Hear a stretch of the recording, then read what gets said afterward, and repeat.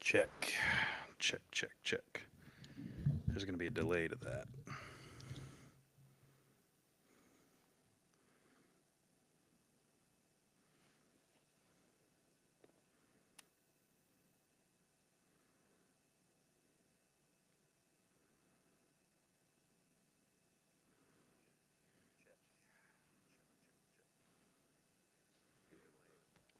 Okay, mine's good.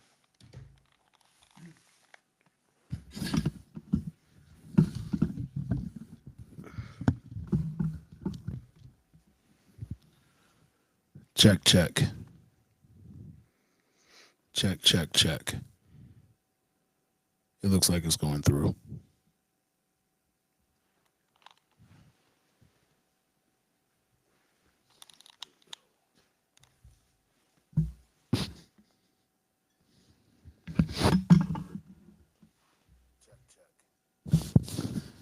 Okay. And it sounds good right there. So if we keep it close, are you able to hold it? Or is it teetering?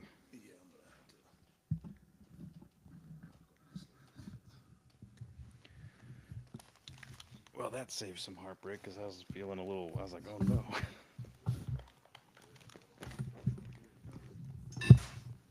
All right. Someday I'll have to get us like the nice flexible armatures so we can just float it around without an effort. Oh yeah, that'd be nice. So I think. Send all proceeds to in the beginning. What's the thought?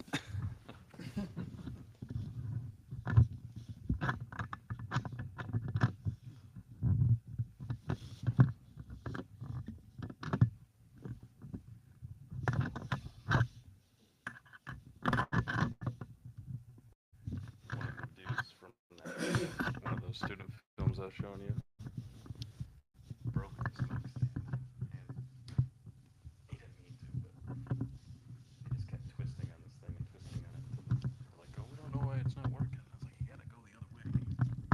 So now I've got this Allen wrench in here. So it doesn't work that great.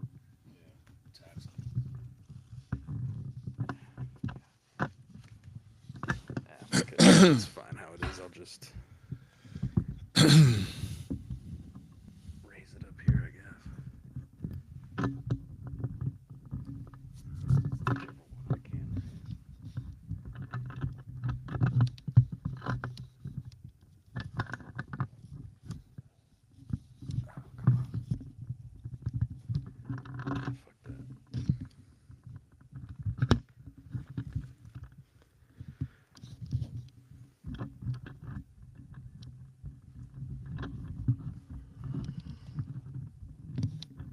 Yeah, whatever. It'll be a little low. I'll do that. I think that'll be enough. I wedged it under the couch a little Huh? bit. I wedged the base under the couch a little bit. Well, I want to be able to hold it, and Yeah. so if I need to get up or anything, I can just move away from it Right. and keep it close. You want to do the intro on this? Yeah, man. So, um, as promised about 4 weeks ago, and sorry for the delay, we have the reading of Treasure Island. This is going to be a book by Robert Louis Stevenson. Um, the book, it's a, in my opinion, it's an exercise of visualization. Um, to be able to you put yourself in a place where you've never been, to witness things you've never seen, and to let your imagination run wild, which is not something that I personally feel that I am great at. But we uh, we did our best here. I am Booker Thomas. This is Derek, and we'll go through chapter by chapter, character by character, our takes on the characters, the storyline, and the ultimate close to the story. Derek, I've read Treasure Island several times before. It's always been a good book, but reading it recently with an eye to doing this video. I took a lot more out of it than I did before. Paid more attention to smaller details, and come away with some different thoughts than I had prior to the first two times that I read the book. Chapter one, we're starting off with a kid who works at an inn, the Benbow Inn, with his mother and father. Um, the kid's about 15 years old. The father, in the beginning of the story, is pretty able-bodied. The mother helps out also with catering to the needs of the patrons at the inn. Went upon one fateful day, a salty sailor who calls himself captain, later known as Bill, happens upon the inn, and he, he's a very shadowy character. He's very I'd say intimidating to the people. This is not an inn that gets much business. This is not a place that makes much money, and he kind of takes over the space and darkens a corner there for a few months. And over the few months, the son gets to learn more and more about this guy, little by little, of his story. And ultimately, he actually kind of feels sorry for the guy. I think he actually took a liking to him, you know. Yeah. Um, but we'll start the story off in the very beginning. When he shows up, he throws down the pieces of gold. He tells the father, "Hey, let me know when this runs out. I'll go ahead and square up." But from that day and 2 months on, he never squares up again. Hmm. He does pay the son a what was it, a pence? I believe, yeah, I believe it's a pence Yeah, for the info. yeah, a pence a month to keep a eye out for certain characters that might be. Well, he never really describes the characters he wants him to look out for as a danger or anything, and it doesn't dawn upon you that there might be anybody that would be able to scare old Captain Bill, as we find out a little later. Um, but he's kind of paranoid, I would say, but he doesn't really show it. It's almost as if he's just passing through, but that time lasts a little longer than normal.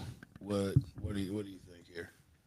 Um, Real quick, one thing I've got, and I wonder if you want, if I don't want to derail, but I've got this author background Oh yeah, yeah, yeah. Robert stuff. Stevenson. Yeah, absolutely. Um, but before I hop in, a quick note on that intro. Um, I think he takes a liking to Billy Bones or the captain because there is this unknown that he sort of represents, this world, this other world of a little bit of danger, a little bit of lawlessness, and out of the mundane, which is very common. So, like when I was a film student and we were learning about story or talking about story, one of Right. the things that you talk about, and they usually a story begins in what you call the ordinary world. Yeah. This is Hobbiton, this is the Benbow, where wherever you're at in this kind of story, especially it's more on the surface. Um, y- you know, that's what Billy Bones represents is the potential exit from that world. So Right. that's my kind of that's what I like about the book. You just get right into it and you start off with Billy Bones. No, that's true. I you can see that um starkly contrast when later on in the book the son and the mother run to the next hamlet Hmm. and they're looking for help, and the people of the hamlet don't want anything to do with Yeah. it. They want to stay in their ordinary world, and this is a very extraordinary thing that's happening to these two people.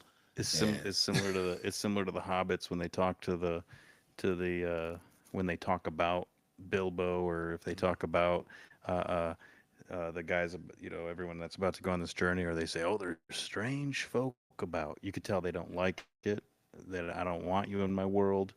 I want to stay here at the, at the what is it? The bar they hang out in the Lord of the Rings and the Hobbit. It's like they want to um, stay in the Shire for they want to sure. stay in the Shire, but all the Yeah. talk happens at the pub. So let me get this. Here's some background. Um, You go through that background. I actually, that what we talked over earlier, I oh yeah, underlined that about the that I found in the introduction. you should read that, Yeah, and we'll that's what we're discuss. gonna do. Um, let me. I'll do a chunk of this, and then we'll discuss it, and then we'll do that one. Oh yeah. Okay.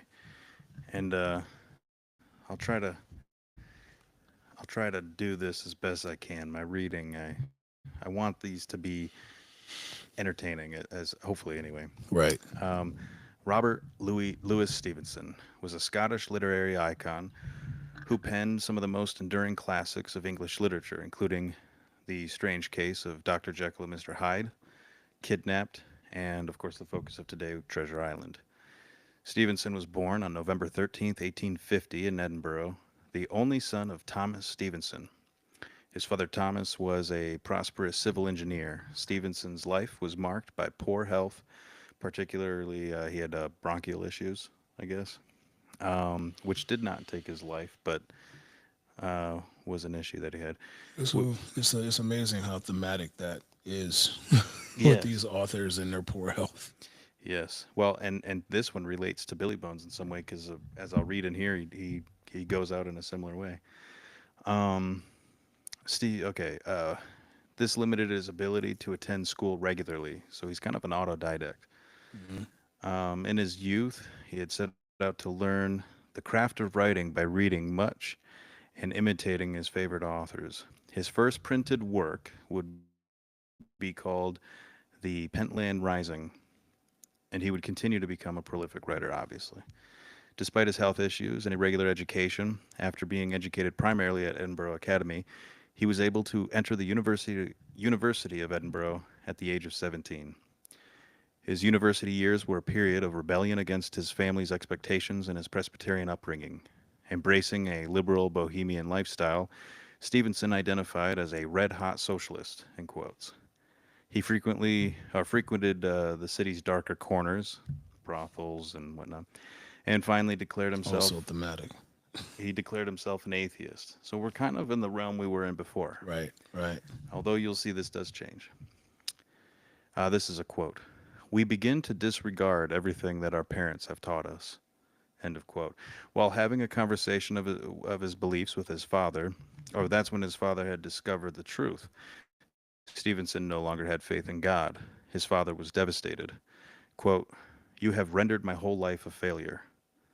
Later in life, Stevenson reflected with a sense of regret on his youthful rebellion, observing, "Now I know that in thus turning conservative with years, I'm going through the normal cycle of change and traveling in the common orbit of men's opinions." His rejection of the Presbyterian Church and Christianity did not last, as he later wrote his father, saying, "Christianity is, among other things, a very wise, noble, and strange doctrine of life. I believe in myself and my fellow men and the God who made us." But Stevenson did not attend church ever again. Although he did do some Sunday school in Samoa. Um, let me see. Shall I go through this chunk of it?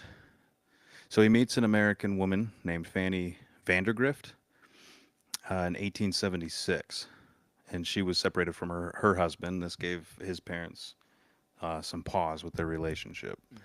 But I will skip a little bit of this. Um, he was well traveled, and many of his journeys would help produce such works as the 1878 An Inland Voyage, or 1879's Traveling with a Donkey in Cavines. I'm not sure if I'm pronouncing that correctly. He began writing darker fiction, which that style would proceed to 1886's Dr. Jekyll and Mr. Hyde, a style and tone in which was a far cry from the romanticism and adventure found in the children's tale of Treasure Island. After his return to Scotland, he was advised to travel to Switzerland because he had tuberculosis. The family went. They eventually left. He did a lot of back and forth, moving all over the place. Documented some of this, and it would later become kind of his inspiration for Treasure Island, which was originally titled The Sea Cook, a story for boys. Right, right. It began as a serialized work in the magazine of Young Folks in 1881 under the pseudonym of Captain George North and would be published in book form in 1883.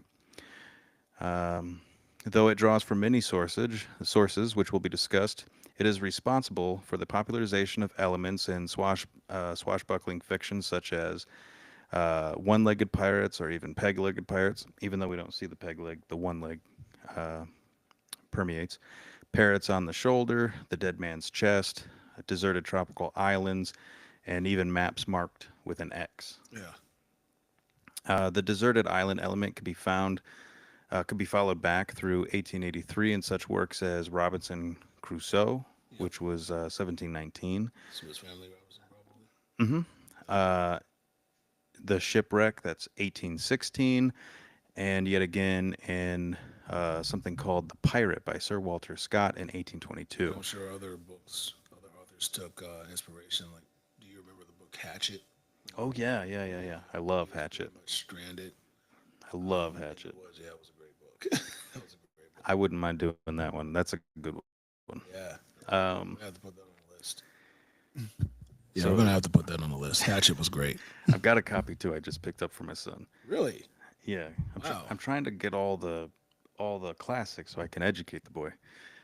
Um, Stevenson took from a work that was titled At Last by Charles Kingsley, which also featured a dead man's chest. And then he pulled from a collection of biographies, which was titled History of Notorious Pirates by Captain Johnson. Um, I'm going to skip ahead. Obviously, there's going to be tons of inspiration for these guys. But I wanted to talk about or just to highlight the fact that it is Treasure Island that highly popularized these ideas. Though you can find them in earlier works, those works were not as successful. Treasure Island was a hit even in his life. Yeah. I the first times I read Treasure Island, I was still in high school. Um, I haven't read it until now. Maybe I wasn't quite in high school. It was before the Pirates of the Caribbean movies came out. Um, but having that be so long ago, when I read it this time again, I find all these similarities, all these ideas, so many motifs that were taken from Treasure Island and placed in Pirates of the Caribbean. So, yeah, definitely highly popular book. Still What to this day, jo- themes. I believe the actor's name is Joffrey Rush, who played the bad guy. What was that? Barbosa? Yeah, Yeah, his voice. Yeah, He yeah. used Disney. He was inspired by, and I should look up the actor because, and if people ever come across this, they're gonna be screaming at me. Um, the voice of Disney's Treasure Island, that their Long John Silver was what inspired Rush's performance. And he was definitely the most convincing of all the pirates in that movie. He was awesome. Yeah, he did great to me. Um, Not taken away from Johnny or Orlando or anybody, but yeah, So, Barbosa was he was the key player in that movie. character actor Robert Newton. That was uh, that was the inspiration for the voice and the mannerisms of even the eye thing. Joffrey Rush in Pirates does a little bit of that Yeah, he does. contorting of the face and stuff, Yeah, which is awesome. Just a little bit more here. I've got. I thought this was interesting, and this might be something in a later episode. It would be fun to cover after we get through the whole story. Right. But there's this idea, and I think it's a fable, but I like it, of a real treasure that Stevenson may have found that inspired this. Really? Yeah, I think it's a fable, but I was watching a documentary when they were talking about, like, yes, his books were uh, popular at the time, but it doesn't account for the amount of wealth that can be found in his estate. And so there's this theory that maybe he knew, and he sailed. Him and his wife would sail, and they traveled a lot. And he did go on. He documented a lot of his adventures. He was the adventurous type. I don't believe that he found the treasure, but I think it's fun, and I think it'd be fun Yeah. to talk about it. So, And and then, I mean, some of these authors come so close to the truth at its basis level that you kind of wonder. right, it's You know, fun. it's like Mario Puzo. You really knew nothing about the mob. Right. But You he knew know? all these guys. Yeah, Yeah. he knew. Yeah. So, on that note, as for the inspiration for the actual island, it is difficult to say, and many claims have been made, such as the Isla de Pino. I'm not sure if that's correct. I'm going to probably mispronounce a lot of these Isla wrong. de Pino. Near Cuba, Yeah. which was once a supply base for pirates. There's also the Norman Island, said to have the geographical feature that actual pirates had nicknamed the Spyglass Hill. Yeah. There's a place called Dead Man's Chest Island, Osborne Island, um, Unst of Shetland Islands, which apparently the map of the book has a strong resemblance to, or the Cocos Island off of Costa Rica, where stolen treasure was buried, which included 200 chests of jewels, 273 jeweled swords, 113 gold statues, 1,000 diamonds, golden crowns, chalices, gold and silver bars, all a bounty that has never been found, unless you believe the rumors that Stevenson himself found it. So there's that. I think we need to take a trip to Costa Rica real Right? soon. Okay, and to close this biography, in June of 1888, Stevenson traveled with his family on a schooner yacht called Casco to spend the rest of his life in the South Seas. They traveled to, I'm not even going to pronounce some of these. They traveled to many islands, Tahiti, Honolulu. They spent 6 months off in the Gilbert Islands, apparently is what they're called, and then Samoa. He liked to study the cultures and the languages and the scenery intensely and displayed his findings in some of his publications, which I had mentioned before. Another one that would be worth looking at is called South Seas from 1896. Mm. He eventually settled in Samoa, where the climate apparently suited his health, his bronchial issues, and Right. possibly having Tuberculosis. tuberculosis. During this time, his work had reached new heights. Um, Many of his other titles became successful, including Treasure Island. Um, on December 3rd, 1894, Stevenson was talking to his wife while straining to open a bottle of wine when suddenly he exclaimed, "What's that? Does my face look strange?"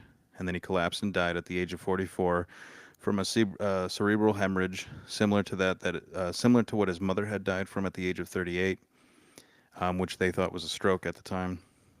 Um, and it was not the tuberculosis that took him, but I forgot to write it in here.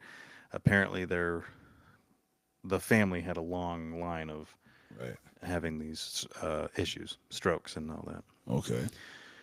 I thought this was interesting. A collection of prayers were written by Stevenson that would be published after. What do you call that? Posthumously. Yeah, and I Yeah. like that because he was an atheist, but now he's got this prayer book floating around Right. out there. Right. So I like that. The Samoans surrounded his body with a watch guard during the night, and they carried him up on their shoulders to Mount Vey, where they buried him, with a view overlooking the sea. His tomb was inscribed with the poem Requiem, which was written by Stevenson. That appears on the eastern side of the grave, and it reads, "Under the wide and starry sky, dig the grave and let me lie. Glad did I live, and gladly did I die, and I laid me down with a will. This be the verse this be the verse you grave for me. Here he lies where he longed to be. Home is the sailor home from the sea, and the hunter home from the hill. On the west side, the Samoans inscribed a passage from the Bible, Ruth chapter 1, verse 16 through 17. Whither thou goest, I will go, and where thou lodgest, I will lodge, and thy people shall be my people, and thy God shall be my God. Where thou hast die, I will die, and there will I be buried. So that's the end of his little biography piece. Right. Um, Seems like a very interesting person. I admittedly did not research the author this time, although when we did Dorian Gray, I was so enthralled with Oscar Wilde that I had to research him a little bit. But this one, I just went straight into the reading, and also I did find something in the introduction that really caught my eye. As I think we've pointed out before in previous video, I really I like nonfiction books a lot. It's hard for me to visualize some of the stories, some of the imagery in these books. So it's a test to myself, an exercise in ability to read these books and try to place myself in the shoes of the person that they're with, that of the characters they're in. I'm sorry, but I found this in the introduction, and it was very interesting. I'd like to share it with you. See what you think about it. Written and spoken stories that require to be read, that require an adventure of literacy by nature, criticize the instant gratification of simplifying fundamentalist effects, largely because those forms of entertainment and all their noisy collaterals prefabricate the human response, whereas anything seen, felt, envisaged, described, narrated, or dramatized in imaginative language is bound to simulate the mind. Such language refuses the seduction of the stock response. The most important forms of novelty is what we have to imagine, because there is no phony simulacrum arranging for it to sell. Basically, what I got from that was, if you're a person who, like me, has trouble with putting yourself in the middle of these stories and visualizing the world around you as the stories, what have you. In my case, it's probably because, one, I find myself to be more of a creature of logic. Also, I did watch a lot of television growing up. I read a lot of comic books that had pictures and imagery there for me. Ergo, I didn't have to make my own, you know. But this book right here was one of the books, and one of many books that I've read that were fiction works that I was able to, as the kid in the book described in his dreams, he was almost able to feel, see, smell, and touch the thoughts that he had. And as you read Treasure Island, the stories that the ship boy, as you're going through his story, you can kind of hear the effects around you, the boat, the ocean. You can smell it. You can almost feel the storms in the sea, or the doldrums that they were in once they got to the island. You can smell when the doctor, when he talks about, he can smell the moss and the dead fallen trees, and he thought fever was in the air. It was one of those things that took you back to childhood. If you were raised in an area like me where there's a lot of woods and things like that, it immediately brought back the sensation that I was walking through the woods. So I plan to read much more fiction as often as possible in order to, I guess, strengthen the imagination, exercise it. exercise that imagination muscle a little bit more. Yeah. When I saw the map that you showed me, it Hmm. wasn't too far off of what I thought. I thought the bays to be bigger, but Where the ship comes in and lands. yeah, Yeah. I thought the bays to be bigger, but they were pretty much in the same areas that I was seeing in my head. Hmm. And one thing that was different, and this does have illustrations, when he talked about Captain Bill and Hmm. how he looked, I didn't picture this, you know. That's Billy. Yeah, Let me I see. I didn't picture that, Let me show you you. know. I pictured more of a kind of like what we talked about, a Barbosa type, you know. Right. Here's Um, here's a Billy from one of the books I have, okay, and I think I have a Billy. Give me one sec, because these pictures come from two, and this other Billy is not what I pictured either. So here's a black and white Billy, yeah, with the scar on his cheek. Yeah, and there's see another one. that right there, I could see. It's a little closer, right? Yeah, that's a little closer. Um, there he is again with I believe that's supposed to be Dr. Livesley. Oh yeah. That's when they were confronted, and Doctor, he didn't really pay him any attention. He just gave him cold responses, which makes Doctor Livesey a real badass in my book. Now, talking about a difference in visuals, I pictured the little fort on, and probably because I read this book twice. So I read Right, one version of it.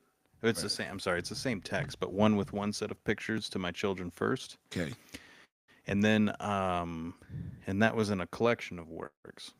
So it was a bigger book, and it was kind of cumbersome to right. mess around with. So then when you had mentioned maybe we would do this on here, I asked my gal, don't we have another copy? And she's like, oh, yeah, my grandmother did send me a copy. She said, go look for it in here, whatever. And so I found the other copy.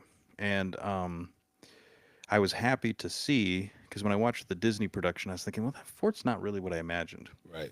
Oh, you're talking about the one that was actually on Skull Island. Hmm. Yeah, that one right there. When And I this I saw, I was like, oh, that's what I saw in my head. no, so I didn't see that in my head. You know what I saw was more of a mud based kind of Hmm. stucco type hut, Oh, right, four right. walls. Um, I didn't see the wood. You know, Here, I do remember that scene. here's Um, a picture from the other book. yeah, see, I didn't imagine that at all. No, and I think this And I is don't even think that they say it was wood. Did they say it was wood? I think my imagination inferred it from the way they were talking about the cannon coming through, Okay, and so in my head I was like, ah, that's kind of what I see. And these were the walls that I sort of saw in my head, kind of like that. But then in the Disney production, it's like bound sticks, like a more of a makeshift, tied right. together by like It's almost like the Three Little Pigs. Get yeah, it? yeah, Yeah. yeah. Well, no, So I never saw the Disney production, and I always, for some reason, and I remember this distinctly from the times that I read it before when I was much younger. I always looked at it like it was like a building that was made of clay, yeah, I you could see that. know. And they put it up near. It was near the spyglass. Hmm. It was and there was a, if I remember right, there was a weapons cache there, and they ended up having to shoot out there and things like that. But Yeah. that's what I remember. So the Disney production is very good. It changes the ending and it's a little bit rushed, but it's fun. It's a fun little Disney was the perfect production company I think to take on this kind of a Yeah, story. yeah. I liked it a lot. It's not as good as the book. No, Some books come closer, but I yeah, don't want to discredit it. It's a good movie. It's yeah, not great cinema, but it's a good movie. I would watch it. I think kids watch it with the kids type thing, if you right. got young ones, it's a fun time. Well, I think the only reason that movies are never as great as the book is because the directors and the producers never want to go as far as to detail the mundane aspects of the book. Yeah. I think that, for instance, The Godfather was a great book, Hmm. and I would have loved to see some of those scenes from the book in the movie. You Just know, to get an idea too of how difficult it is. I so recently with the new Dune films, right, two movies for one book, right, so you get way more of the detail. But But even then, there are scenes that are brushed over, skipped. you think so? Because Dune felt like a word for word take from the I'll book. tell you exactly where the stuff is missing Right. with the doctor. Okay. I'm not even gonna I, I'm not gonna mess up the yeah. names, but the doctor with the who can diagnose you through touch. Right. The whole thing when they first land and they're talking about the base. Mhm. In the film, it's covered as if it happens over a couple of days. Okay. They look out on the balcony. They say that they left us crappy equipment, blah blah blah. But there are full discussions with Lady Jessica and the doc talking about, hinting that he has a wife and all of this sort of stuff. There's more information that you would get.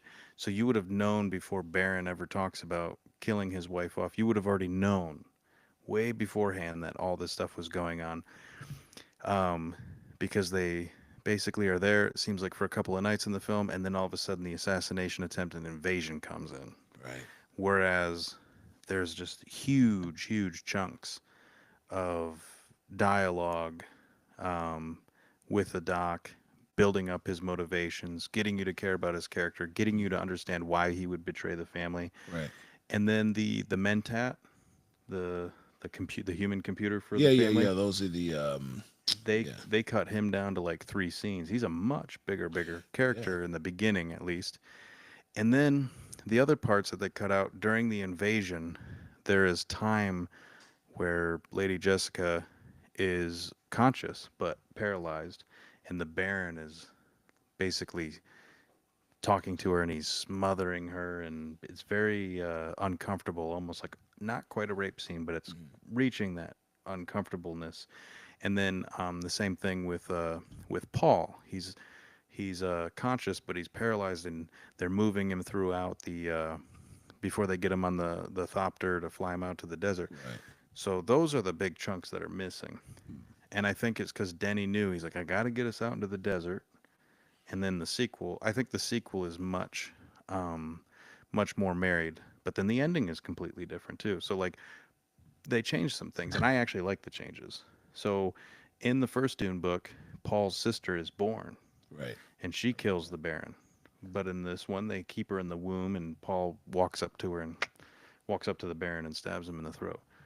So there are, and I appreciate the changes, but even to have a book that's only, I mean, it's a dense book, dense with content, but it's not very long, My and it's God. two movies, Yeah. 2 hour long movies.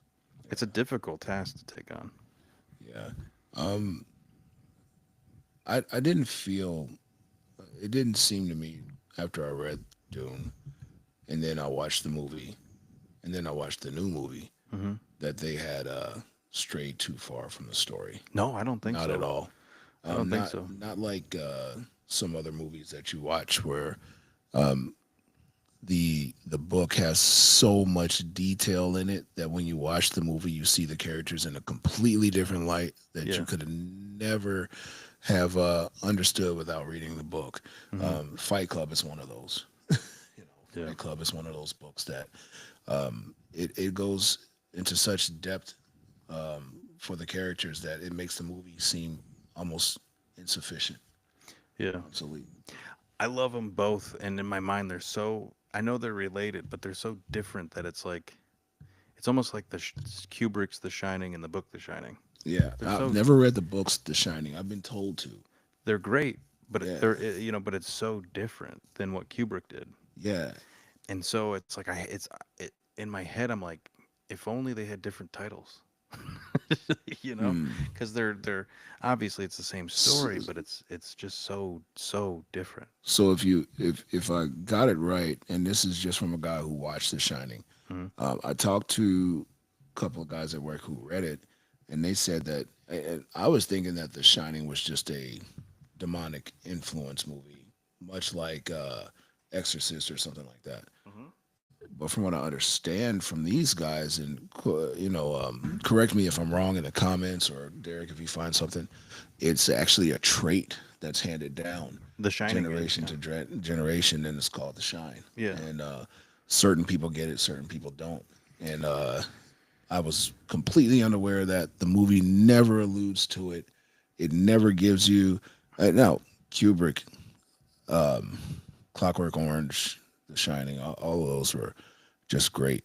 But he never gives you an idea or a clue for a person who maybe doesn't read Well, you do that have there the was a one book. scene where the black guy's talking to the little boy and he Mhm. tells him what it's called and whatever. It doesn't necessarily say it's like inherited, but he is kind of like talking to him in his head and he's like, "You have what I have." And so there's a hint of it, but not like in the what you get from the book. Yeah, you're right about that. He does, but I honestly, when I first read the book, thought he was an entity also of some sort. I could see that. Yeah, Yeah, that I makes thought he sense. was an entity of some sort. I didn't think that he was real because after he disappears, he's gone. Yeah, like the way people treat him and everything. Yeah. It's the other thing too, and I have no authority to speak on it because I've only gone through The Shining and Misery, and that's I'm pretty sure that's it. And apparently, a lot of the Stephen King works are like interconnected, and it deals with different realms and Yeah. different timelines, and they're all kind of in the same universe. Right. And I almost guarantee that the rules of The Shine or whatever probably go way deeper than even what's in that book. Had you heard about other connections and other stories? And I'm sorry to get off subject. I know we're talking about Treasure Island here, but that But we're the talking about story, so it's right still good. the Terminator and the Matrix are the same universe. They are the same story. I think I've heard of these kinds of theories. Yeah, and the the the Matrix is what happens once Skynet Skynet takes wins. over. I could see Yeah, that. yeah, I know there's a little old lady who tried suing the different production companies for first she tried suing for Terminator, then she tried suing for the Matrix because she said those were her they were ideas. her books. Yeah, I've I read that too. I don't know the full details, but that's one reason why you can't just write something and expect us. You have to have the middleman for legal Right, reasons. I won't even look at your story until you have an agent or you have some representative to come in here because they're afraid of that. Because you know how many. For example, we were in film school, very close to all my buddies. So there's like a group of like 4 or 5 of us, and this is by the time classes were small. We are down to like 8 people, hmm, so we're all friends, and then the close knit group, and we had similar tastes, um, very similar tastes, and we had made movies together. So we're in like year 2, and we're given an assignment. We're given an assignment where we have to do. Each course was like would be a different lesson. Like this project was we're gonna go film in a stationary car, hmm, and we're going to teach you're going to learn how to make it look like the car is moving, and you have to design a scene around that for a nighttime moving car scene where the car's not really moving. Well, we come to class after I think like you get it depends on the project. I think we got like 3 days or a week to prep and write and put something together, and then everyone submits a film, and then we're going to pick one film, and then we're all whoever wins. This is how a lot of the classes win or go. Whoever wins gets to pick the crew. I right. mean, you're all going to be in the crew, but he gets to say, Who's gonna do I'm going what? to direct, but then I need." And we're all pretty democratic about it, but that's who is your leader. And Right. he might not even want to direct. It depends on what some people are majoring in different things. He might say, okay, Derek, you'll direct, but I'm going to be cinematographer or whatever. Anyway, me and my buddy Nick, we come in and our scripts are damn near identical. We both wrote a story about a man who didn't know he died, got Right. picked up in a taxi, and the taxi driver was deaf. So the and we used to have a joke in film school. Once we started noticing this trend, when it came time to do films, we would always say, okay, if we're gonna do shorts, we're not gonna do any shorts where you have the devil, the Grim Reaper, or I forget some of the other ones. It was like the devil, the Grim Reaper, God, but like because you just when you only have a week to prepare a story, it's really easy to fall into these archetypes. And Yeah, so month after month after month, you're like, oh, we're doing this kind of story again. Like, let's do something different. I get you. You're like, oh, we're doing the Grim Reaper again. Are you kidding me? We're always doing the Grim Reaper. Yeah, I think that's what Hollywood's going through right now. And that is what Hollywood's going through, but that's why they won't just take a random script because 20 years down the line, now they're like getting a lawsuit because some guy vaguely has this idea that matches. Because it's like, sometimes you get into this, there's trends. Like, if you, like, you'll notice it. Look at bookshelves. Like, the moment that the girl with the dragon tattoo became popular in America, Very good movie. then you go and look at the bookshelves and you'll see the girl this, the girl that, the girl in the window, the girl with you notice that they start, oh, it worked. So now put out Right. 20 more of them, 20 more. It always happens. Hmm. Anyway, That's that was my interesting. tangent. That's interesting. That's interesting. I like that. Ready to get into character? I got character breakdowns. Yeah. Let's hit chapter. You know what? I never even saw this map. I didn't even look at it. See that one? Wait. Hang on. Which one's it most similar to? Sorry. This is a little different than the first one you sent me, but it's exact replica of the second one you showed me. And I'm going to put these on the screen in the edited version. So here's the first. Yeah, this one Similar, but the island's detached. right. And then, oh, did I pass it? Did you see it? Oh, there it is. Yeah, that's the exact one I have there. Yeah. Huh. That's so cool. Okay, Yeah, I that's got it. some character breakdowns before we get into the meat of it. And maybe I'll just do the ones that we'll meet. That's how I'll do it. I'll just do the ones we meet in the first chapter. All right. So we got Jim Hawkins, our protagonist. protagonist. Just like you said, he might be 14, 15. Yeah, he's a young kid. In here, I got 12, maybe 13, but they never say. You just get this idea he's a young man. He's making that transition. So he's the son of an innkeeper at the Admiral Benbow, near Bristol, England, on the North Devon coast. The Kind of have an idea of the time frame too. 1700s is 1745 is when Bill wrote in his notes, and I'm guessing this is around the 1780s. okay. The inn is named after the real life Admiral John Benbow. So Mr. Hawkins here is going to be our protagonist, our chief narrator. So we're primarily being told the story by him. Some character traits: he's brave, he's clever, but he is modest. He's a bit impulsive. He makes a lot of impulsive decisions. Sometimes he doesn't even know why, but he gets better at that as it goes. But at times, he seems to be very wise for his age. He gets wiser as the story goes, is the way I see it. And this is something we talked about before recording and hinted at here, but I think that Jim is caught between two worlds: the lawful and rational world and the lawless world of pirates. I think you could also see this as a split from the safe bosom of his mother and his home Right. to the vast ocean of chaos. We see him grow and mature as he learns from his mistakes. He begins his adventure as a cabin boy. Well, technically, he begins it. Well, no, he does the adventure part as a cabin boy, but he really begins as I don't know what title, but he helps around the tavern. inn. Yeah, I think his adventure started the night that he had to run. When he's going out and hiding Yeah, and after the puts his captain mother. died, Yeah. Because that was I think gave him the taste for it. Yeah, it's exciting. He's scared, but he sneaks up to listen. Right. But eventually he becomes, oh, this I like. Eventually he will become the self-proclaimed captain of the ship, but just for a time, when he gets to sail it into the. And I love that. I love that whole thing. So I do think that this story has much to do with the liminal period between childhood and adulthood. Okay, and then we got Captain Billy Bones, an old pirate. The first that Jim ever meets. He's not exactly a welcome guest at the Admiral Benbow, like you had said. Right. He's ill. He's irritable. He outstays his welcome. He sinks into a bit of debt with them. He drinks into excess. He drinks in excess, which becomes his downfall. But he acts as the catalyst to show us that Jim longs for adventures.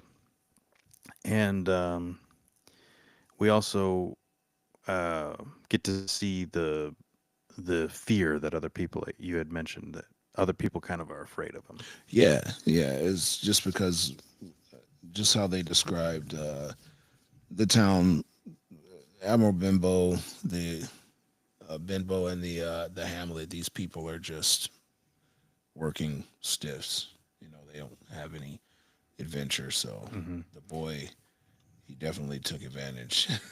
I also like to, so we know that he kind of tells us stories, but he also does all this singing thing. But I like how they kind of mention that he starts singing and everyone joins in, but mostly because they're kind of afraid of him.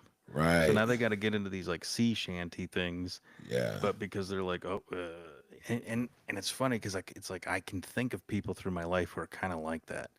They get a little drunk, and you're like, oh, I hope he doesn't fight anyone, or and you kind of get caught up, and I'm thinking of a guy in particular in the Marine Corps who could be quite aggressive. A short little story on this guy. I won't even You say go his ahead. name. He had purchased. He bought some tacos, and we were all drinking, and everyone packed up for the night except for me and one other guy.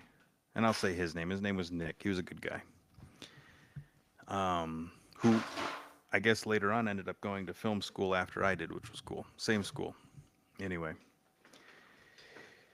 it was like maybe 3 o'clock in the morning. Me and Nick are like, well, the tacos are cold, whatever. No one's been out for hours. It's just been me and him just gabbing. So we thought, we don't want them to go to waste. Don't want to throw them away. So we eat the tacos.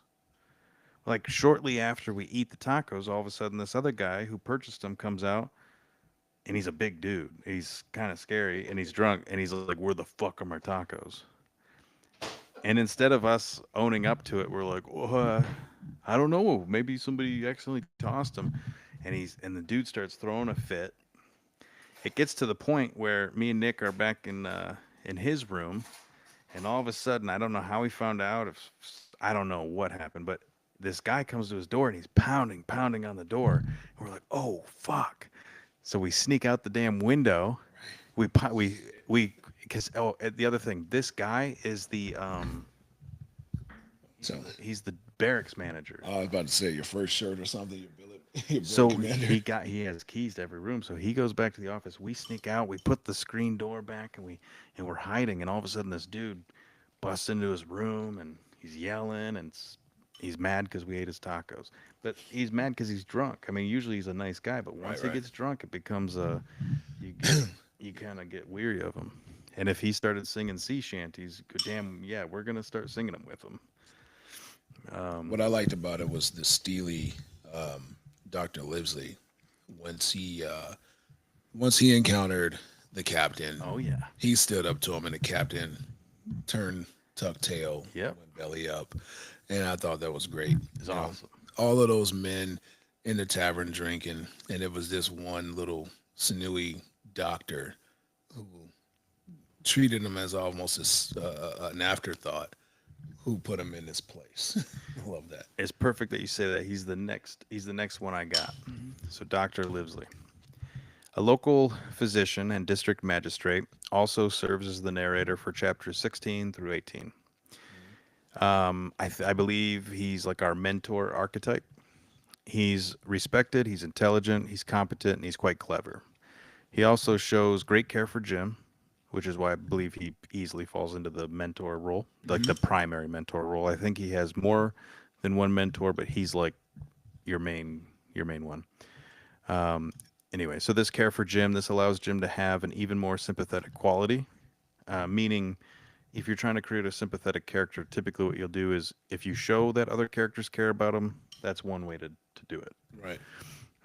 That's just narrative, like story stuff. Okay. Um, he's the one that devises the plan to have Ben Gunn, which is a character we'll learn about later, scare the pirates in the later chapter, posing as Flint's ghost. So just to show that he's a clever thinker. He also leaves Long John with the obscure clue that sets the pirates on that wild goose chase to find the treasure where they hope that it'll end up being. So again, showing that he's a thinker. Right. He also is the first trusted carrier of the map, which is a big deal. I think it shows that everyone respects him. And it should be noted that that he's not adverse to adventure, and he excels in combat. And that they give a hint of it. They don't go into detail, but they do say that he was a part of the Battle of Fontenoy. I don't know if that's Yeah, I do remember that. during, and this is during the War of the Austrian Succession, which is, in that battle was considered the bloodiest battle in Western Europe since 1709. Um, just to give an idea. And I'm reading a Revolutionary War book, so when I read these numbers, I was like, "Damn, that's pretty for that kind of combat." Right. French losses were estimated at 7,000 to 8,000 killed and wounded. Allies 74,000, but even have estimations up to 12,000. And it also says that he was wounded in action. So he's got He's hardened already yeah. by the time you meet him, and that's one of the things that the book did not. I'm sorry, those one of the things that the book does give that a movie generally wouldn't. Right. And I always wondered what it was that made his spine of steel.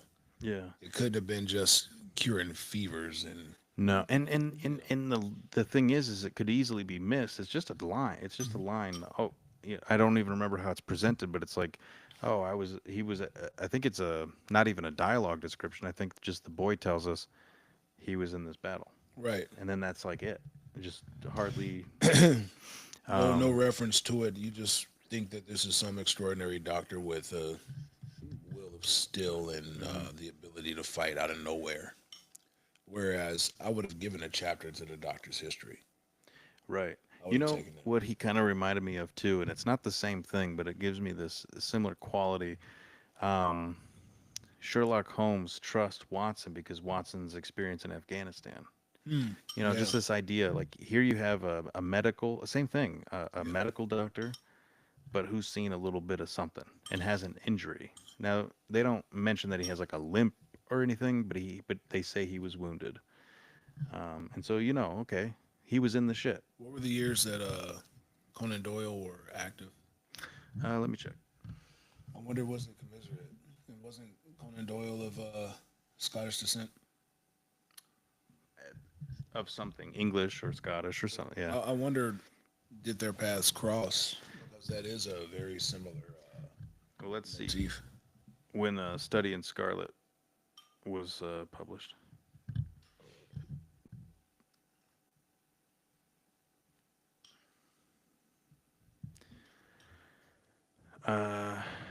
1887 would have been the first appearance in the Study of Scarlet. So they were active at the same time because this book dropped in 1881, 1882. So absolutely, Yeah. probably the same inspirations. They may have even known each other. I wonder. Oh, yeah, probably. That apparently this real life character. I won't read the whole thing yet till we get to that portion of the story. Actually, let me see what. We just reached an hour, so maybe another half. Okay. But this character a real life character who inspired him, I'm not seeing the name on here. Oh, William Ernest Henley inspired Long John Silver. He's a poet, That sounds very familiar. but it basically said that he was very much in the literary circle of the UK. So I wouldn't be surprised because they also knew um, Barry from who did Peter Pan. So I bet they all knew each other. I wouldn't be surprised. I'm going to read the last one, I think, for the opening part of this for characters, and then maybe dedicate the next half hour to the beginning of the book. So the last one is the Squire, John Trelawney.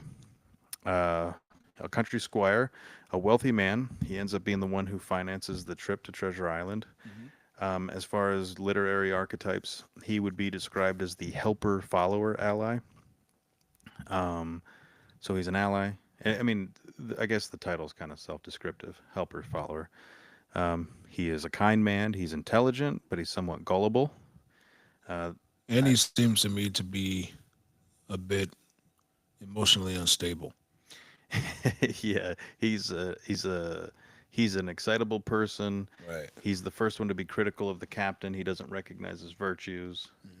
Yeah, I could see that. I also wrote down loose lips sink ships Mm-hmm. because he ends up being a bit of a excitable blabbermouth, but he's so excited, and it's that energy of excitement. On the positive side, it gets us on the adventure. Mm-hmm. On the negative side, He basically hired a crew yeah, of scoundrels, yeah, you know, yeah, without much thought to the things that he saw happening around him. Because the one thing that this book does really well is it doesn't just give you a bird's eye view of what's going on. You actually see it through the kid's eyes in the hmm first few chapters, and you can you can see parts where certain things should have been noticed by the other characters that weren't, and certain opportunities should have been taken by the kid that were not, that seem obvious to us, you know, watching this go on. Like, yeah, um, I was paid every month to look out for a nice guy with a wooden leg. And when one came around after Captain Bill was dead, it never dawned upon me to tell the people who I'm going on this voyage with that, hey, this might be the guy. Nor did he catch Black Dog after he ran yeah. out of his tavern, because obviously they were all in cahoots. I wrote this down. I figured it would be cool to read it. I even put Yeah. it in a bit of What? a thing. This is at the beginning of the book, Oh, and is this a sailor's thing? yeah, Yeah, yeah, to yeah, the yeah. hesitant purchaser. Yeah.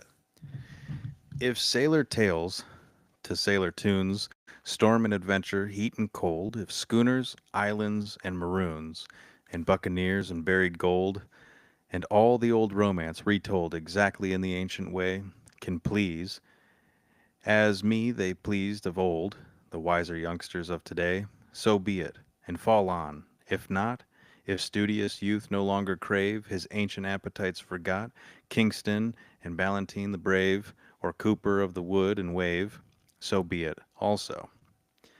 And may I and all my pirates share the grave, where these and their creations lie. I love that. Yo ho ho.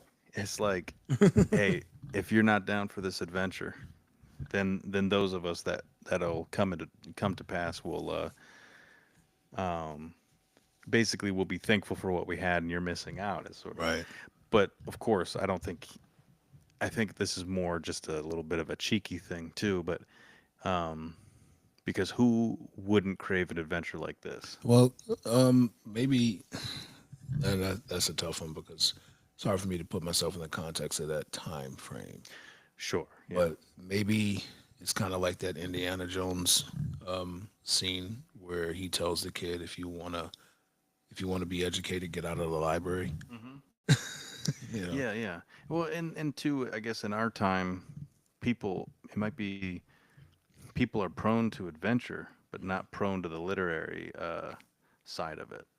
People go out and they do have a fun time, and I think, and I don't mean adventure like buccaneer But it's not. adventuring, It's well, but people are getting out, or they're uh, getting out, but are they really adventuring? Are you really throwing caution to the wind and getting out there and seeing things? I mean, not to this degree.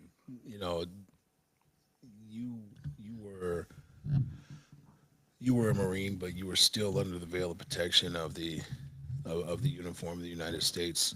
Do you think that there's a possibility that you might one day go and traverse those paths that you walked over in uniform with your fellow Marines, and I well, just to explore? You know what I mean? I've always me wanted and to my go. fellow Marine got in some trouble, and I know we've talked about it a little bit on here, but Yeah, you didn't repopulate Pakistan, did you? the no, no, but some of my adventures have bit me in the ass. But I've been on some good adventures. Yeah. Well, I guess it's just me then. Like most of the adventures that I lived as a kid. Ah, When I got older, it was always, passport in hand, headed to this country, headed to that country, always for work. I never but went, that's still an okay to do it. You still got out the door. yeah, but starting in the Azores and then backpack across Europe, that would be an Of adventure. course, that yeah, That yeah, would yeah, be amazing. Just the money in your pocket and the clothes on your back, yeah. and just wherever the wind takes you, go. Yeah, some You know? like detached safety ropes and just yeah. Yeah, and just make it happen. You know what I mean? I think that's the only real way to see what you're really made of. But it's almost as if you don't even know how to take the harness off anymore. You don't know how Yeah. to take the safety net away. I would just fair warning to people out there: just be careful Right. because you can go. Well, Yeah, I mean, definitely study where you're going. Like one of my things that I've always wanted to do was go see India. Right. yeah, I want to go see India so bad. Just don't want to end up in the bad part. right. You know. Yes. Also Africa. I want to see Africa, but am I really willing to walk through the jungle in the Congo? But I would if I had certain things. I would like a yes, guide. yeah, There's nothing wrong with having a Virgil. right, You know right, what I mean? right. You've tread here before, so yeah, bring your machete and you know Yeah, let's get going. show me how it's done. That would be Because you don't fun. want to be a fool either. No, And no, Mr. no. Hawkins has all of his mentors to show him the way. Yeah, You yeah, know. yeah. Um, you did a really good job with the breakdown, but I do have what time we got? We're, I didn't even realize we're good. I've got an act one, chapter one breakdown. Yeah, let's Shall do I it, read? man. Yeah, go ahead. I want to go through that chapter anyway. So we got chapter one, the old sea dog at the Admiral Benbow. Right. We are introduced to the story through Jim Hawkins, who is about to tell us the tale through his writing, approved. And it says this in there that it's been approved by the squire, by Dr. Livesley, and the rest of the surviving gentlemen who have requested that he copy this story down. He first describes the old seaman, uh, and he describes him as tall, strong, heavy, nut brown complexion, a terry pigtail falling over his shoulder, and he has a soiled blue coat. His hands are ragged and scarred with black. He has broken nails, and he has that saber cut that you had mentioned across one cheek. Dirty uh, and livid white. That's the scar. Dirty and livid white, especially probably compared to that nut-colored skin complexion. Right, right. So he comes to stay at the Admiral. That's where Jim lives and works with his parents. And the old seaman uh, came through the door carrying a chest. And that's important. That ends up being like our Pandora's box. Like Right, that's right, right. where our little secrets are, what everyone desires. Almost to a really like a almost like not quite as extreme, but there's a little bit of this obsession. You can even see it when they that excitement we were talking about with the squire when they see the map, Right. the veracity in which all the other pirates want that treasure. There's a bit of a the One Ring almost. It's not quite that extreme, but there is a little bit of that. No, that's exactly what it is. It's exactly what it is. And like Bilbo, Jim didn't know what he had. Yeah, yeah. That's true. He doesn't. Yeah, it wasn't until he handed the the pouch over to the doctor, Livesley, and the squire, Trelawney, I think it was Trelawney, that they realized, and he saw in their eyes Yeah, what he's this like, oh, was. this is Yeah, something. right. So Billy Bones requests that he be called captain. He asks if and I think this is all kind of to hide a little Right. bit, but he asks if the place has frequent company, and he's told that they get very little. And the captain states, "This is the berth for me." During his stay, he often departs out to the cliffs around the Hmm. cove, keeping an eye out with his brass telescope, which I think is cool because that image comes back a couple of times. Right, right, right. He would often sing his song 15 men on a dead man's chest, yo ho ho, and a bottle of rum. Drink and the devil had done the rest, yo ho ho, and a bottle of rum. And I can't help but read that and think of the, this is silly, but the first Rugrats um, movie where they have their own version. Yeah, Anyway, yeah. one day he takes our Mr. Hawkins to the side. We've mentioned this, and he pays him. Oh, here we go. He pays him a silver fourpenny Yeah, to be there on we the go. lookout for a seafaring man with one leg, and to Right, warn him if he sees such a man. right, and it gave him nightmares, Yes, which it to haunts him. this, yeah, to this minute, I don't understand why he wouldn't immediately pass that information on once he saw Long Yeah, John Silver. You yeah. know, At it's just least like, just tell him, like, hey, it might not be him, but here's what you need to know. right, At right. least get him You know, queued up. yeah, it was a little bit of a misstep in the book. Although the first two times I read it, I didn't notice it I, as much. you see, I don't know if I see it as a total misstep.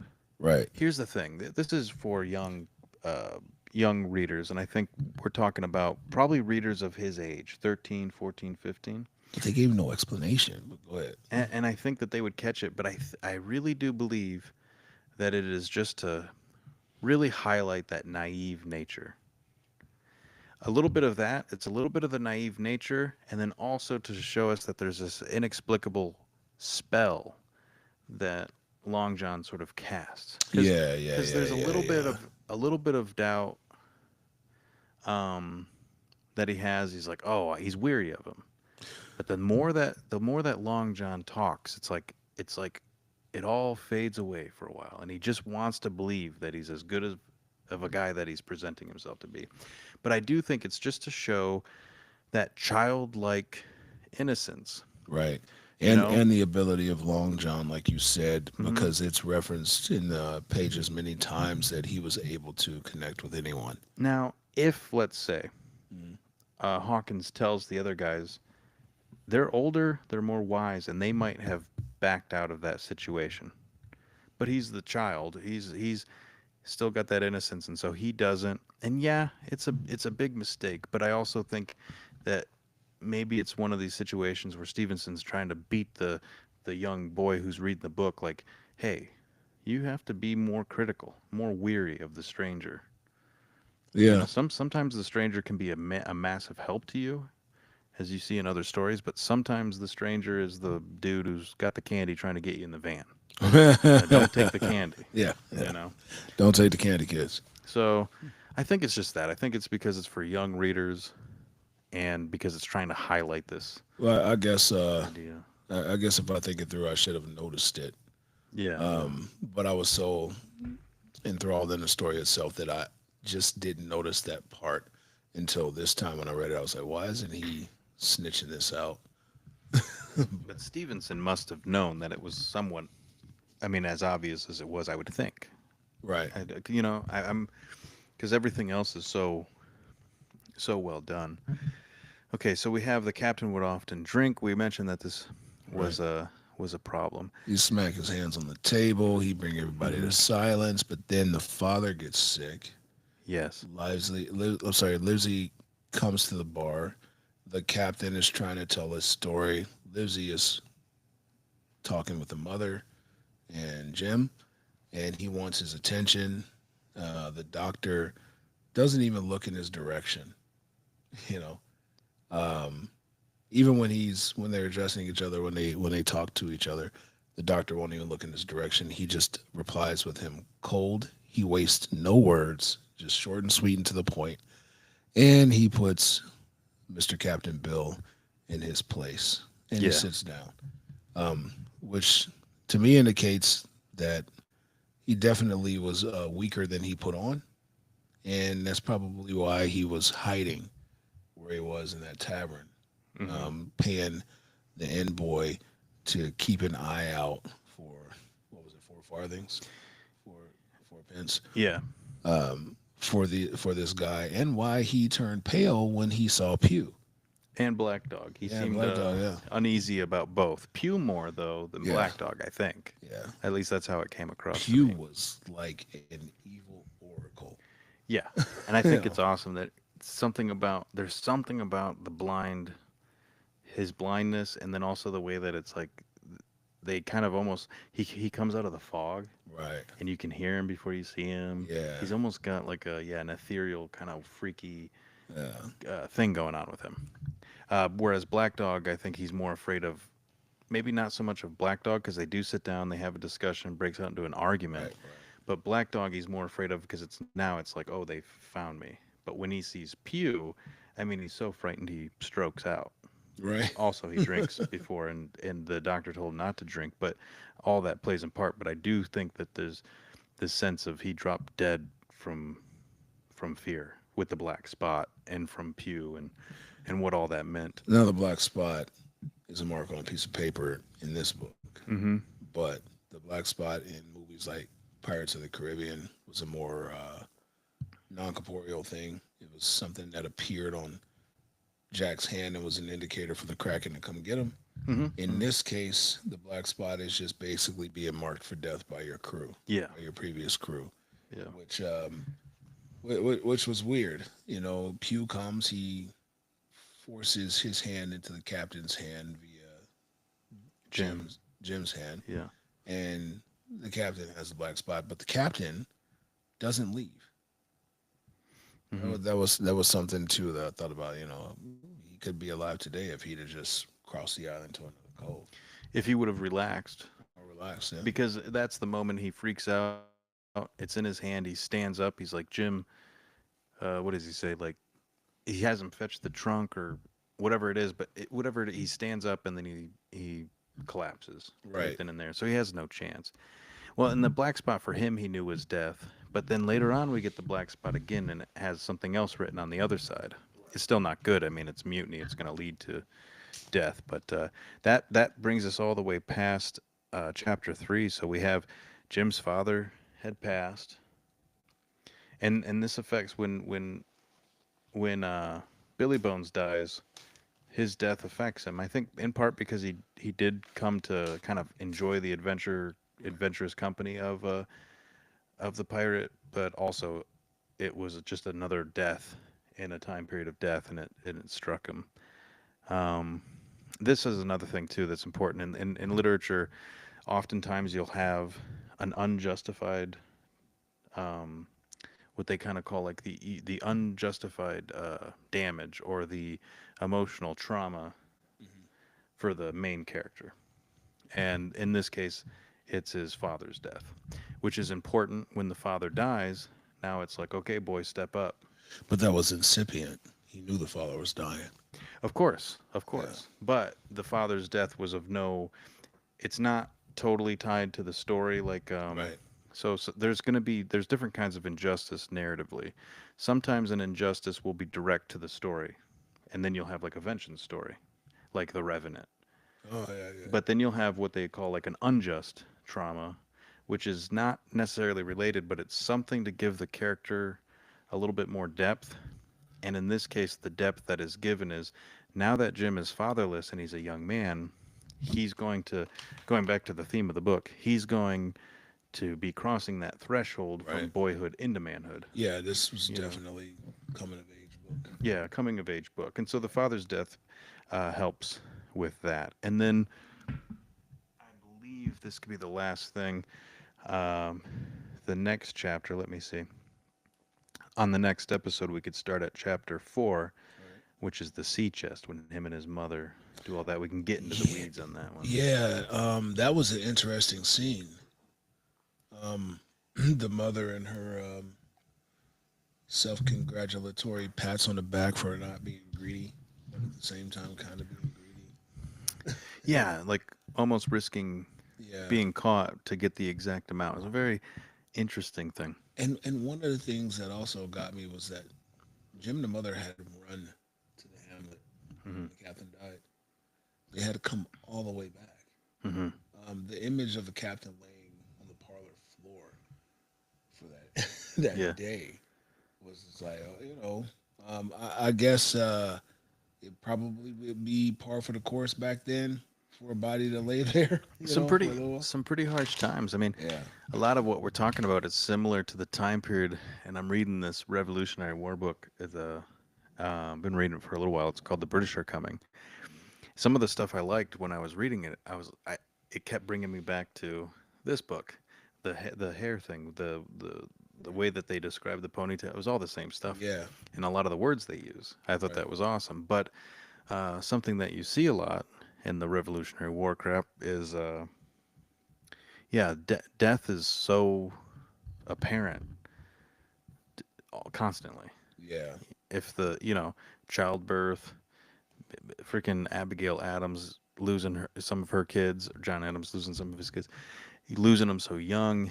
And sometimes I'm not shocked because I understand it, but it's not that they're desensitized because they do talk about being sad, but it's not the reaction that maybe a modern day person would have.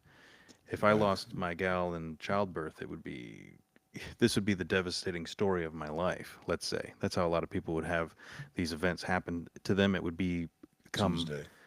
to them. Yeah, I'm very sad, but then I got to get back on with it Right. because then everyone's dying because you got even the way they described flu in the air on the Yeah. island or the Right. fever. Yeah. This was being described by like people like Washington and stuff when they were trying to figure out where to camp out, and he would write things like, "I there's a sense of fever in the air," and it's just like death is everywhere, and they're talking about like malaria, swamps, Yeah. Yeah. Yeah. Yeah. and just people dropping, and so Another theme about the book that I mean, about that particular chapter that I would have liked to see explained more was um, the unworn batch of clothing that he had. yes, What was that? I don't know, and it's Yeah, covering the top. yeah, it's So covering the top. in part the surface level is just that he's hiding what's in there. Right, But like the only way that that would come in handy, because if you open the chest, mhm, you're gonna move that stuff right, if you're robbing him or whatever. So the only way that that would be useful, let's say, is in passing. Let's say the door was open, he opens the chest, you see clothes, and you think nothing of it. right. That's the only way that that's strategically But they made a useful point to mention it. to mention it, and not only mention they had never been worn, Mm-hmm. perfectly neat, and they were placed with care inside of the Yeah. chest, and I'm like, What is that? yeah, what was that for? And it never comes back. Mm-mm. It never comes back. That might be something to explore. So when we get back, if we find anything, maybe if somebody online has ever mentioned anything, or Right. if there's any clue, or just if we ponder it for a while, maybe we'll come to some. I have no conclusion right now on it, but it didn't strike me to remember it. But you saying it now, it's like, yeah, I don't know what that detail is. Yeah. For Yeah. sure. I understood the monetary conversions when they were talking about, doubloons to farthings and all of that stuff, and she Mm-hmm. was taking it, but there was some, and every piece, every article out of the chest, they had an explanation for and a reason why, but that was the one that they did not. And I wondered, Yeah, for like the money, you go, wow, they've plundered, well traveled. yeah, This is a it's like a hint of the treasure to come. It's from everywhere. It's like right. the treasures of the world. But the clothing, I don't know. Yeah, I that don't was an know. interesting one. And what else was interesting? Not about that scene, but about that chapter was Pew. How rough he was, how ready. Even in the later chapters when they talk about him, how rough and ready he was. It was just a peg closing the door. Why did he not kick it in? Oh, yeah. You know? I should also be mentioned another thing, and it's probably for Billy, but there's a bee burned into the chest. There's a bee burned into the chest. So yeah, it says here they open it with a key and they find the suit, the clothing, all carefully folded, a quadrant, a tin, knicken. Is that how you pronounce that? Several sticks of tobacco. Oh, it's no big deal.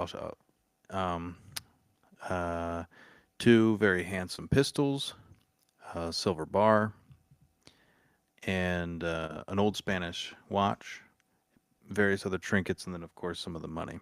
Right. Um, and then the map, of course, all folded up and stuff. So yeah, I'm gonna look into that and see if anyone says anything. Like, is it Flint's clothing? Is it something more than Yeah, what or it is it the seems? clothing that he wanted to wear once he got his carriage? Right, to look fancy. Yeah. Is this like he's waiting for that special moment? Right. Um, I didn't know that the police in Britain or in England at the time were called what was it, runaway, runaway, I don't know. I don't. runners. Oh, runners, yeah. Yeah, they were called runners. You hear people talk about how policing started, especially in the context of the United States, but to hear that right there in 1760, whenever, that they had police, and they just called them runners of whatever village they were from. Kind of blows that argument to shit. You know what I mean? But that was an obscure thing that I caught when I remember was reading. reading one of the Sherlock Holmes books, and I had seen it wasn't described in the same way, but I went, oh, I wonder if that's what that's related to. They were talking about a beat, a cop's beat, Right. and then then we later on got these in America. I know of like we had the beat cops on foot, down on a block. You don't have your car, you don't have your bike, you're fucking, and sometimes you're alone, and you're a beat cop. Damn. Yeah, there's an old man here They in could Vegas. take on different meanings in the wrong neighborhood. Huh? That could take on different meanings in the wrong neighborhood. Oh shit. Well, anything probably dealing with law enforcement could go that way. Yeah. Because I remember even when I was in prison, I was hearing things and I'm like, what? I don't know. They're saying things, and I know it means something, but I don't know what it all means. Somebody could write a complete dictionary of that kind of world, be it prison or be it whatever, gang related or just because. And then you got to think too, each city, each neighborhood having their own. So yeah, I heard a lot of crap in prison that I was like, I'm not sure what all that references. Well, I think we got it at an hour and a half. hour and a half. This will be our shortest video yet. Yeah, it'd probably be more accessible that way. Yeah. I think because we've been running like three fucking Absolutely. hours. But we'll finish this off. We're like Ladies and gents, chapter 5 or something. this time I'm going to make a serious effort. The last time we said that we'd be back in a week, I did not consider holidays, families coming in and out of town. There were unexpected events. Yeah, they were unexpected. I mean, but this next Saturday should be great. We'll break down further Treasure Island, some of the themes and motifs. We'll go through the storyline, and if you have a book, follow along with us. Yeah, definitely. I'm excited. I think we'll begin with we'll recap chapter 4, figure out what's going on with the clothing, and continue on chapter 5 Yeah, and go on. right on. And then next week, if we get a chance to, we may have a follow up picked out by that time. That if you guys want to join into the conversation, pick up the book. Most of the books that we have are free on Kindle. Most things that are worth reading are free on the Kindle for download, or you can go to your nearest bookstore and pick it up and join the conversation. If we missed anything, let us know. We'd love to speak with you and go over your thoughts. Yeah, so we're some of the titles that we be looking at if you want to get a head start on us. We've talked about we're going to be looking at the Federalist Papers. We're going Yes, to be looking it's at gonna be fun. Dante's Inferno is one we've discussed. I'm doing work now on both of those things, and then we've discussed other titles. If you want to go ahead and find dig out an old copy or get your hands on it, and we've talked about Peter Pan was another one that keeps coming up. Yeah, The Child Thief was and The one. Child Thief. Yeah, that So, was a good book by Uh, Brahm. so keep an eye out for those titles, and thank you for listening. Have a good night. Good night, folks.